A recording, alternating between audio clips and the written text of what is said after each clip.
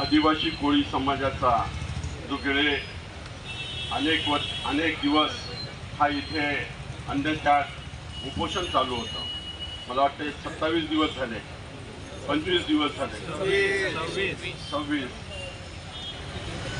आता 25 धरू, 26 धरू की 27 धरू, 26 दिवस झालेले आहेत आणि फार शांततापूर्व आपण हे उपोषण चांगल्या पद्धतीने हाताळलेलं आहे.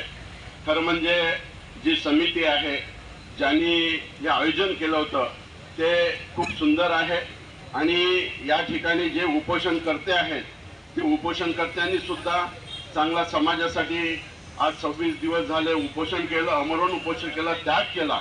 त्याबद्दल मी दोन्ही संस्थेचे दोघांचेही धन्यवाद देतो की आपण चांगल्या प्रकारे हे आंदोलन केलेलं आहे. कारण गालबोट न लावता हे आंदोलन आपण ह्या जळगाव या ठिकाणी आपण चांगल्या पद्धतीने चांगल्या सर्वांच्या मॅनेजमेंटने हे या ठिकाणी आयोजित केलं, त्याबद्दल मी धन्यवाद देतो.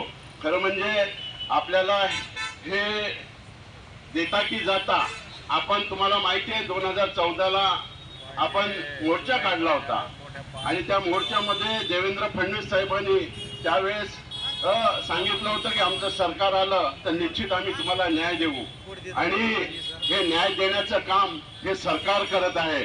खरं म्हणजे मी अनेक सरकारं पाहिली, अनेक सरकारांच्या पायऱ्या झिजवल्या, परंतु आपल्याला न्यायाची कधीच न्याय देतो असं सांगितलं नाही. परंतु ह्या सरकारने न्याय देतो सांगितलं नाही तर न्याय देणार म्हणून आपल्याला लेखी त्यांनी उत्तर दिलेलं आहे की निश्चित या कोळी समाजावर अन्याय झालेला आहे, या कोळी समाजाला आपण न्याय दिला पाहिजे.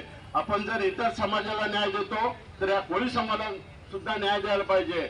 बंधू भगिनींनो, मी तुम्हाला सांगू इच्छितो आजपर्यंत कुठल्याच मुख्यमंत्र्यांनी मीटिंग लावलेली नाही, कुठल्याच मंत्र्यांनी आपल्याला मंत्रालयात बोलवलं गेलं नाही, आपला विचार केलेला नाही. परंतु माननीय मुख्यमंत्री आपले एकनाथ शिंदे साहेबांनी आपल्याला आमंत्रित केलं. माननीय देवेंद्र फडणवीस उपमुख्यमंत्री, माननीय अजितदादा पवार उपमुख्यमंत्री यांनी त्वरित आपल्या मागण्यासाठी एक निवेदन दिलं आपण आणि त्या निवेदनाच्या द्वारे आपल्याला तिथं आमंत्रित केलं. परंतु हे सगळं करण्याच्या पाठीमागं या जिल्ह्याचे पालकमंत्री गुलाबराव पाटील आणि आमचे गिरीश महाजन साहेब ह्या दोन्ही मंत्र्यांचे आणि तिसरे मंत्री आहेत ते अनिल पाटील, हे सातत्याने माझ्या बरोबर असायचे.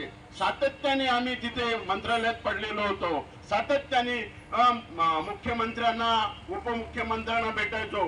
परंतु मित्रहो, जर प्रश्न सुटतायत तेव्हा अडचणी पण निर्माण होतात. त्या अडचणीवर आपण मात करायची असतो, आपण शांतता ठेवायची असते.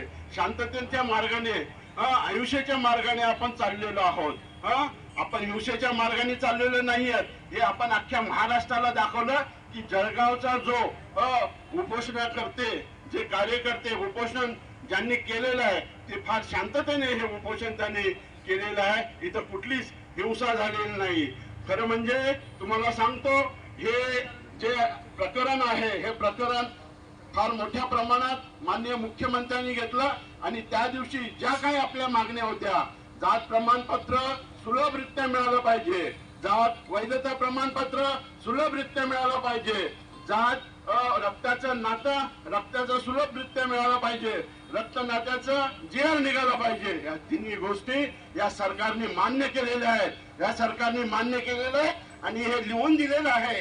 याच्यात नाही एक शब्द नाही, लिहून दिलेला आहे. आपल्याला सांगितलं आहे की ह्याचा आम्ही विचार करणार आहोत, निश्चित हे प्रश्न सोडू. पण मी तुम्हाला सांगू इच्छितो, इथले आपले पालकमंत्री महोदय आहेत, गिरीश महाजन जे आहेत, आपण जळगावकर फार नशिबान आहात. तुम्हाला 2-2 मंत्री मिळाले, 3-3 मंत्री मिळालेले आहेत, 2-2 खासदार मिळालेले आहेत, 7-7 आमदार मिळालेले आहेत. या सर्वांनी सांगितलं की हे काम आपल्याला करायचं आहे आणि हे काम निश्चित करायला पाहिजे. आणि खरं म्हणजे या लोकांनी तिथे मुख्यमंत्र्यांसमोर सांगितलं. ज्या वेळेस आमची मीटिंग झाली त्यावेळेस आदिवासी मंत्री सुद्धा तिथे होते, आदिवासी मंत्री होते. जे मिनिट्स तयार झाले त्यावेळेस आदिवासी मंत्री चूप बसले होते, गपचूप बसले होते. त्यावेळेस त्यांनी कुठलाच शब्द तोंडातनं उच्चार केलेला नाही. परंतु आज हे आमचे उपोषण करते आहेत, आमची समिती आहे, त्यांनी मला सांगितलं दादा हे जे ठराव आहेत ते चांगल्या पद्धतीने झाले, पण त्या ठरावामध्ये थोडीशी एक चूक आहे, ती सुधार करून आणा. मी त्या ठिकाणी गेलो, गुलाबराव पाटलांना घेऊन गेलो, पालकमंत्र्यांना घेऊन गेलो, ती चूक सुधारत होतो, परंतु ती चूक सुधारता सुधारता एक मोठी चूक झाली. आणि ती मोठी चूक म्हणजे आदिवासी मंत्र्यांनी मोठी चूक केली. त्यांनी सांगितलं की 25 आमदार आमचे आहेत, 25 आमदारांना विचारल्याशिवाय रक्तनाथाचा JR काढायचा नाही, असं मोठं त्यांनी वाक्य केलं आणि लिहून दिलं की हे आम्हाला आमच्या 25 आमदारांना, 25 आमदाराची ट्रायबल कमिटी आहे, जी ट्रायबल कमिटी आहे त्याला हे मान्य नाही. मुख्यमंत्री महोदयांकडे गुलाबराव पाटील आम्ही दोघे होतो, दोघांनी त्यांना विनंती केली की दादा साहेब आम्ही हे पत्र घेऊन तुमच्याकडे आलेलो आहोत, याच्या एक छोटीशी दुरुस्ती करायची आहे.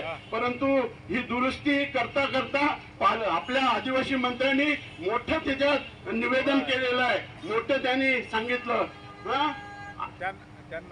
त्या ठिकाणी सांगितलं की आम्ही 25 आमदार तो निर्णय घेऊ, रक्तनाथाचा JR काढताना तो मान्य करावा. आम्ही सांगितलं की तसं होणार नाही. आम्ही जे परिपत्रक जे काढलेलं आहे ते आम्ही जो तुमचा ठराव आहे तो आम्ही परत घेऊन जाणार नाही.